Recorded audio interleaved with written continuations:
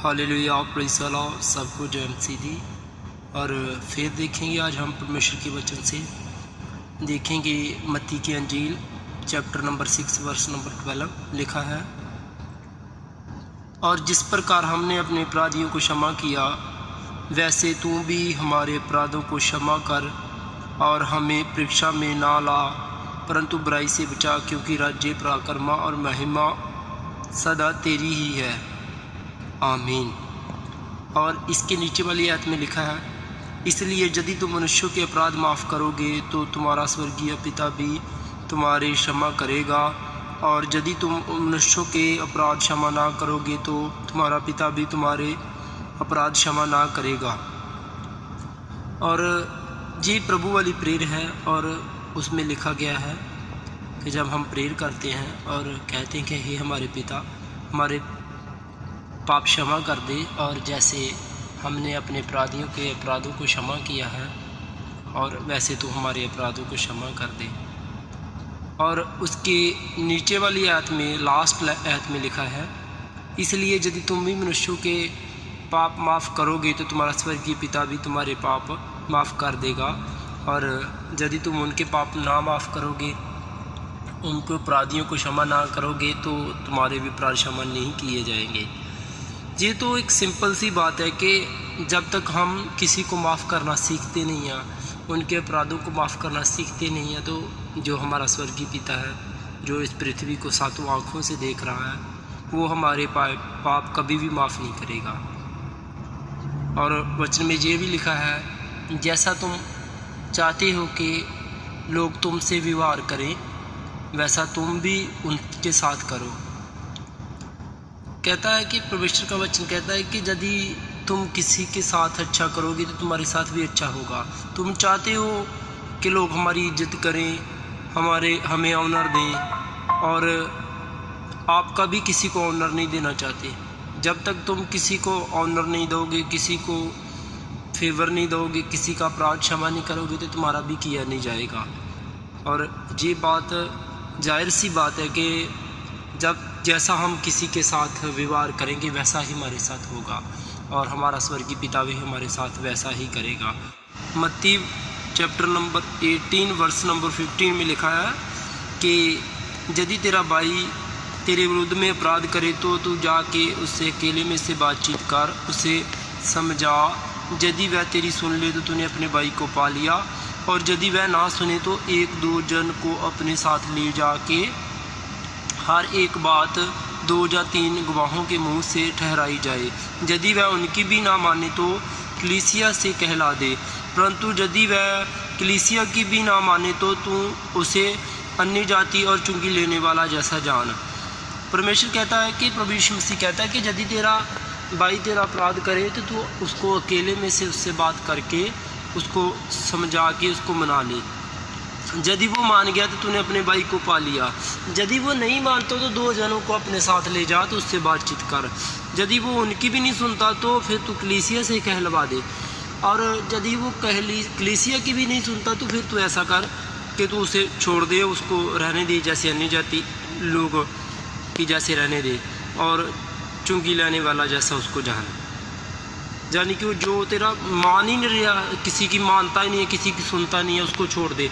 उससे बार बार माफ़ी मांगने का कोई फ़ायदा नहीं है, उसे समझाने का कोई फ़ायदा नहीं है। और उसके बाद आगे 18 चैप्टर का वर्स नंबर 21 में पतरस कहता है जाके प्रभु से कहता है कि तब पतरस ने आकर उससे कहा, हे प्रभु, यदि मेरा भाई अपराध करता रहे तो मैं उससे कितनी बार क्षमा करूँगा? क्या 7 बार तक? यीशु ने उससे कहा, मैं तुझसे यह नहीं कहता कि 7 बार, वरन 7 बार के 70 से गुना तक। यीशु ने उससे कहा कि पतरस ने यीशु से कहा कि प्रभु, यदि मेरा भाई मेरा अपराध करे तो मैं कितनी बार तक उसको माफ़ करूं? 7 बार तक। तो प्रभु ने उससे कहा, मैं नहीं कहता कि तू 7 बार तक उसे माफ़ कर, तू उसको 7 से 70 गुना तक माफ़ कर, यानी कि 490 बार तक माफ़ कर सकता है। साल में 365 दिन होते हैं और परमेश्वर ने कहा कि यदि वो साल से ऊपर रोज़ लगातार तेरे को 490 दिन तक भी टॉर्चर करता रहे, तेरा पाप करता रहे, तो तब भी उससे उसे माफ़ी करना है, उससे कुछ नहीं कहना। और इसका कहने का मतलब ये है कि कुछ भी हो जाए, तुमने अपने भाई के विरुद्ध में नहीं जाना। कोई भी तुझे कुछ भी बोलता रहे, कुछ भी करता रहे, तो उसको माफ़ी करना है। तो उस पर हाथ नहीं उठा सकता, तो उसे कुछ नहीं कर सकता, क्योंकि तेरा पाप इतना बड़ा था कि जो मैंने क्षमा कर दिया है। ये तो जो 490 बार तेरा भाई तेरा पाप करेगा ना, अपराध करेगा, इससे भी बड़ा अपराध जो तेरा था वो मैंने माफ़ कर दिया कि तुझे स्वर्ग से स्वर्ग जाने के लिए लायक बना दिया। और इनकी नीचे वाली आयतों में लिखा है कि इसलिए स्वर्ग का राज्य उस राजे के समान है जिसने अपने दासों से लेखा लेना चाहा। इसके नीचे क्या लिखा है कि एक स्वामी होता है, उसने अपने कर्जदारों से 10,000 तोड़े का कर्ज लेना है, तो वो उससे बोलता है कि सारा कर्ज चुका दे, नहीं तो मैं तेरे बीवी बच्चों को सबको ले जाके कैद में डाल दूँगा। तो उस लेनदार ने, उस कर्जदार ने उसके आगे जाके बोला अपने स्वामी के कि हे स्वामी मुझे माफ़ कर दे, गिड़गिड़ा के बोला कि स्वामी मुझे माफ़ कर दे, मैं तेरा सारा कर्ज चुका दूँगा। पर उसके स्वामी ने उस पर तरस खा के उसको बोला कि जा, सारा तेरा कर्ज माफ़ हो गया, मैं तुझे सारा तेरा कर्ज को माफ़ करता हूँ। मगर जब वो अपना कर्ज माफ़ करवा के बाहर निकला, तो बाहर जाके उसने अपने संगी एक दास को पकड़ा, जिससे उसने कुछ 150 रुपये लेने थे। उसको बोला, गले से पकड़ा और उसको बोला कि जल्दी मेरे 100 को निकाल, नहीं तो मैं तुझे मार दूँगा। और उसके साथ वाले ने जाके देखा, तो जाके बोला स्वामी, अपने स्वामी को जाके बोला कि स्वामी जिसका तूने सारा कर्ज माफ़ कर दिया, उसने अपने एक दोस्त से 50 रुपये लेने थे, उसने जाके उससे मांगे, तो वो बोलता है कि मैं नहीं दूँगा। तो उसने उसको गले से पकड़ के मारा है। तो उसने बोला कि जाओ इसको पकड़ के लेके आओ, उस स्वामी को उसको पकड़ के लेके आओ जिसका मैंने पूरा कर्ज माफ़ किया है। और जब उसको पकड़ा तो उसने उसको पूछा, हे दुष्ट नौकर, मैंने तुझे तेरा सारा कर्ज माफ़ कर दिया, तू उसका 50 रुपया भी माफ़ नहीं कर सका। ऐसा जब तुम किसी के साथ करोगे वैसा तुम्हारे साथ भी किया जाएगा। मैं तेरा सारा कर्ज माफ़ कर दिया, तूने उसका 50 भी नहीं किया, इसलिए चल अब भी मैं तेरे को नरक में डालता हूँ, तेरे को मैं आग में डालता हूँ, तेरे को जेल में डालता हूँ। जब हम किसी का पाप माफ़ नहीं करेंगे, अपना पाप माफ़ करवा लेंगे मगर किसी का माफ़ नहीं करेंगे, तो हमारा पिता कभी माफ़ नहीं करेगा, हमें फिर दोबारा पकड़ेगा और पकड़ के नरक में डाल देगा। और आगे हम देखेंगे मत्ती 6 उसकी आयत नंबर 13, उसमें लिखा है कि प्रभु हमें परीक्षा में ना ले वरन परंतु हमें बुराई से बचा। और ये परीक्षा कौन सी परीक्षा है? ये परीक्षा वो परीक्षा है जो 7 साल के क्लेश में आने वाली परीक्षा है। उन दिनों में इतनी ज़्यादा कठिनाई होगी, इतना ज़्यादा कष्ट होगा कि ये बहुत बड़ी परीक्षा है। और प्रभु ये परीक्षा नहीं कह रहा था कि जो अभी हमारे मसीह जीवन में छोटी मोटी हम पे परीक्षा आ जाती है, वो परीक्षा के बारे में प्रभु बात नहीं कर रहा था। जब प्रभु के लिए लोगों को प्रेयर सिखा रहा था तो वो इस परीक्षा की बात कर रहा था जो 7 साल के क्लेश में आने वाली है। और मरकस 13 उसकी 19 आयत में लिखा है, क्योंकि वह दिन ऐसे क्लेश के होंगे कि सृष्टि के आरंभ से जो परमेश्वर ने रची है अब तक ना तो हुए हैं और ना कभी फिर होंगे। और यदि प्रभु उन दिनों को ना घटाता तो कोई भी प्राणी ना बचता, परंतु उन चुनावों के कारण जिनको उसने चुना उन दिनों को घटाया। परमेश्वर कहता कि वो दिन, परमेश्वर का वचन कहता है कि वो दिन इतने भयानक है कि सृष्टि से शुरू से लेके लास्ट तक अब कभी भी ऐसा हुआ ही नहीं है। इतना ज़्यादा कष्ट इस पृथ्वी पे आने वाला है। और मैंने उन दिनों को कम कर दिया है, घटा दिया है, इसलिए कि जो चुने हुए लोग हैं जो स्वर्ग जाएंगे कि उनको ज़्यादा कष्ट ना सहना पड़े, क्योंकि वो 7 साल के कष्ट को सहते हुए मारे जाएं ताजो कोई इनकार ना करें। कुछ लोग तो उस 7 साल के क्लेश को कभी सह ही नहीं पाएंगे और सहने से पहले ही प्रभु का इनकार कर देंगे। पर प्रभु कहता है जो चुने हुए लोग हैं वो कष्ट सहेंगे, और रह तो जाएंगे, वो आगमन में जब छोड़ भी दिए जाएंगे, पर फिर भी वो कष्ट को सह लेंगे। इसलिए उनके लिए मैंने ये दिनों को कम किया है। और आगे लिखा है लूका उसकी 23 उसकी 28 में, यीशु ने उनकी ओर फिर कर कहा, हे यरूशलेम की पुत्रियों, मेरे लिए मत रोओ, परंतु उन अपने और अपने बालकों के लिए रोओ, क्योंकि वह दिन आते हैं जिनमें लोग कहेंगे, धन्य है वह बांझ जो बांझ है, और वह गर्भ जो ना जना, और वह स्तन जिन्होंने ना दूध ना पिलाया।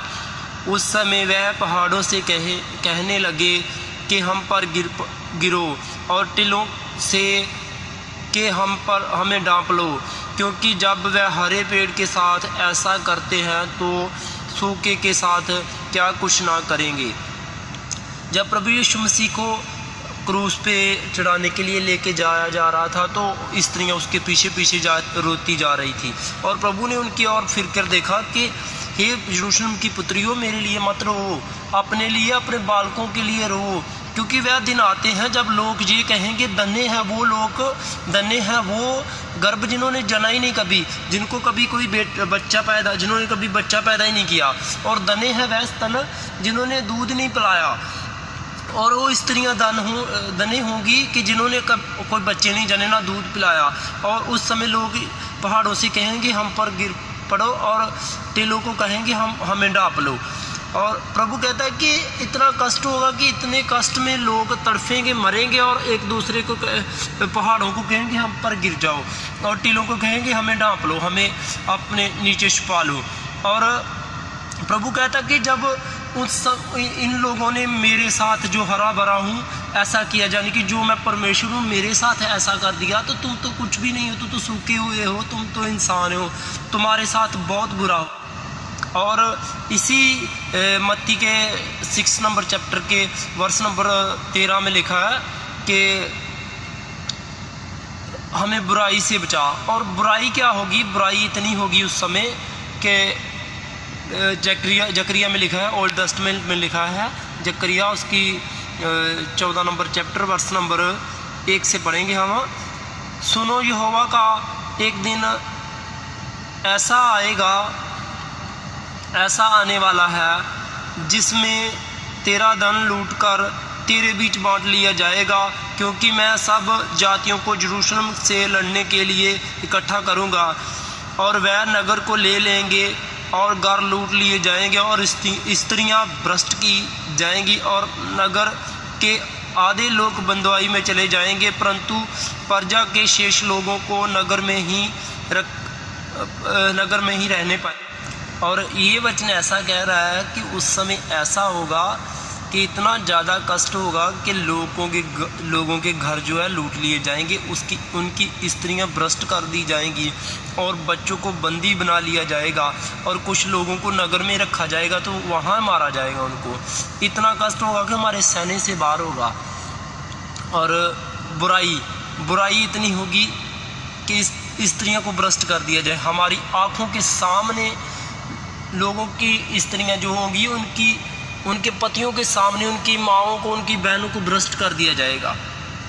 इतना कष्ट का दिन आने वाला है, इतनी बुराई उस 7 साल के क्लेश में आने वाली है। प्रभु इसलिए प्रार्थना में कह रहा है कि उस बुराई से, हे प्रभु हमें उस परीक्षा में ना ले, वरन बुराई से बचा। प्रभु कहता है कि ऐसी प्रार्थना करते रहा करो कि प्रभु जब तू आए तो हमें अपने साथ लेके जाए। प्रभु तेरा आना बहुत जल्द है, तुम जिस टाइम भी आए तो हमें अपने साथ आगमन में उठा ले, ताकि हम क्लेश के दिनों में छोड़े ना जाएं, ताकि हम उस बुराई को ना देखें, हम उस परीक्षा में ना पड़ें, क्योंकि वो परीक्षा किसी के भी सहने के जोग नहीं है। वो इतनी परीक्षा होगी कि सहने से बाहर होगी, इतनी बुराई होगी कि देखने के से बाहर होगी। इसलिए हमने अपने पापों से मन फिराना है और तौबा करनी है और प्रभु के पास वापस लौट जाना है, और दिन रात यही कहना है कि हे प्रभु जब तू आए मुझे, मेरे परिवार को, मेरे घराने को अपने संग, अपने स्वर्ग राज्य में प्रवेश करने के लिए, अपने साथ ले जाने के लिए मुझे तैयार कर। कि प्रभु तूने वायदा किया है कि जहाँ मैं हूँ वहाँ तुम भी होगे। अब हाँ प्रभु जब तू आए तू हमें ले जाने के लिए आए। और ऐसी प्रेयर हर एक जन की अपने मुंह से होना चाहिए और हर एक जन को अपने पापों से मन फिराना है और प्रभु के साथ पवित्रता से चलना है, ताकि हम इस परीक्षा के दिनों में छोड़े ना जाए, ताकि हम इस बुराई के दिनों में छोड़े ना जाए। और मुझे लगता है कि ये वचन आपको समझ आया है। सब कुछ MC